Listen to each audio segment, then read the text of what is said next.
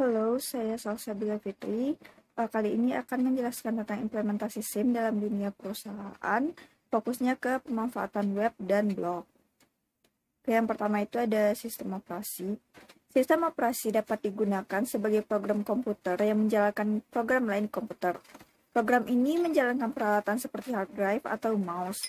Program ini juga memiliki utilitas, yaitu program kecil yang mampu menduplikasi file, menginstal peranti lunak aplikasi baru, mengatur tampilan desktop komputer, dan lain sebagainya. Selanjutnya, Microsoft Windows. Microsoft Windows adalah sistem operasi yang paling populer untuk mikrokomputer. Hampir semua manajer atau profesional pasti menggunakan sistem operasi Windows. Nah, yang terbaru itu dari Windows ada Windows 10. Seiring dengan tersedianya program-program aplikasi baru dengan dirancangnya jenis perangkat keras baru, sistem informasi harus diperbarui agar sumber daya baru ini dapat dimanfaatkan.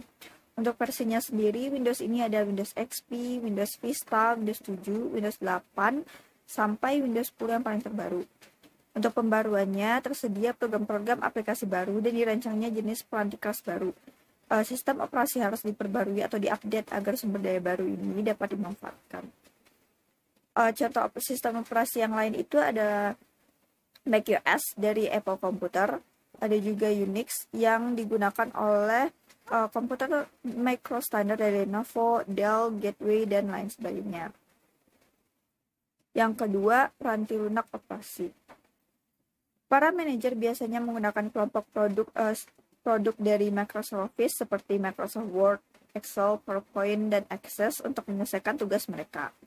Karena biasanya organisasi memiliki jaringan yang terhubung dengan komputer mikro para karyawan, virus dan ancaman lain dapat menyebar ke seluruh organisasi dengan amat cepat. Identifikasi. Penting untuk menentukan versi peranti lunak aplikasi pada komputer. Salah satu alasan mengapa banyak organisasi besar berusaha untuk menstandarisasi perangkat lunak aplikasinya dan versinya adalah untuk meyakinkan agar semua orang di dalam organisasi tersebut mengerjakan dokumen yang dapat bekerja sama dengan baik antar satu sama lain. Untuk pembaruan, kebanyakan pembaruan aplikasi akan meningkatkan efisiensi operasional aplikasi tersebut. Beberapa dari pembaruan dapat memecahkan masalah-masalah keamanan. Perlindungan kata sandi. Para manajer perlu menambahkan proteksi kata sandi pada lembar kerja Excel, dokumen Word, atau presentasi PowerPoint untuk perlindungan yang lebih. 3. Virus dan spyware. Spyware tidak bersifat berbahaya karena tidak dikirimkan ke komputer untuk menghentikan kerjanya atau untuk mencuri informasi yang sensitif. Sebaliknya, virus dibuat untuk menghancurkan atau mencuri informasi pada komputer dan menyebabkan komputer menjadi tidak berguna. Ancaman dan hoax. Contoh hoax adalah email dari suatu organisasi ternama yang berisikan link untuk memperbarui sistem operasi. Istilah phishing digunakan untuk menggambarkan email yang meminta informasi yang sensitif dengan cara menyamar sebagai permintaan yang sah dari suatu organisasi. Proteksi, tidak ada alasan untuk tidak memasang antivirus dan anti-spyware karena komputer yang tidak terlindungi akan menjadi sumber infeksi bagi ratusan atau ribuan komputer yang lain. 4. Proyek web atau HTML menggunakan program Microsoft Front Page.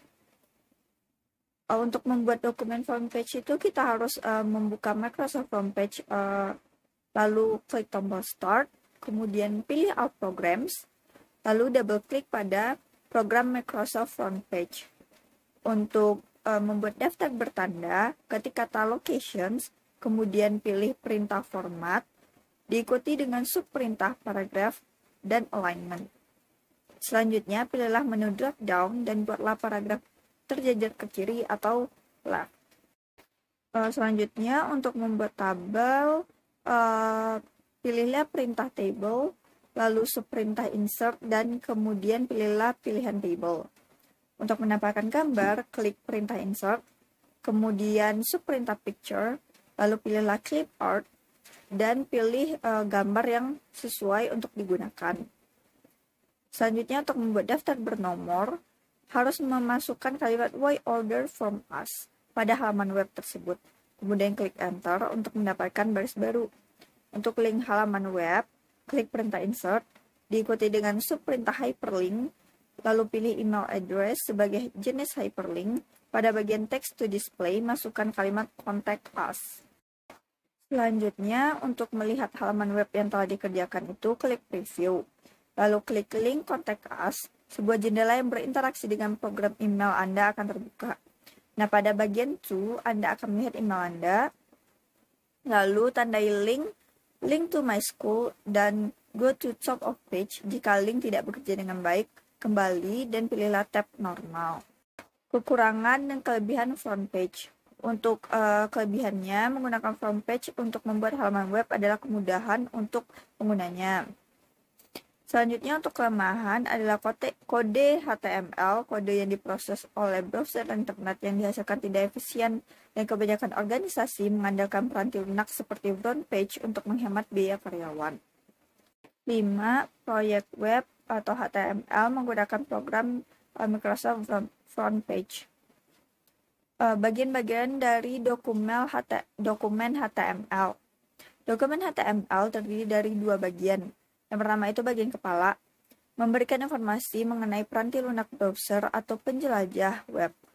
Informasi pada bagian kepala mencakup judul halaman web dan informasi lain dapat dicantumkan di bagian kepala untuk sebagai catatan mengenai penulisan halaman tersebut. Selanjutnya bagian tubuh memberitahu apa yang akan dilihat oleh pengguna di layar. Bagian tubuh ini berisikan bagian yang sebagian besar orang kira merupakan halaman web. Gambar, tabel, daftar, dan link semua terletak di bagian tubuh. Pada bagian tubuh juga tertulis perintah HTML yang diwakili oleh kata-kata di dalam kurung. Membuat notepad. Langkah pertama itu membuka notepad.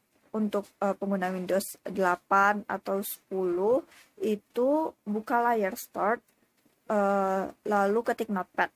Kalau sedangkan untuk pengguna Windows 7 atau sebelumnya itu klik start, programs, accessories, lalu akan ditemukan notepad. Untuk langkah kedua, menulis dokumen HTML sederhana. Penjelasan setiap baris kodenya jika tersedia tanda seru, lalu doctype HTML itu mendefinisikan jenis dokumen HTML.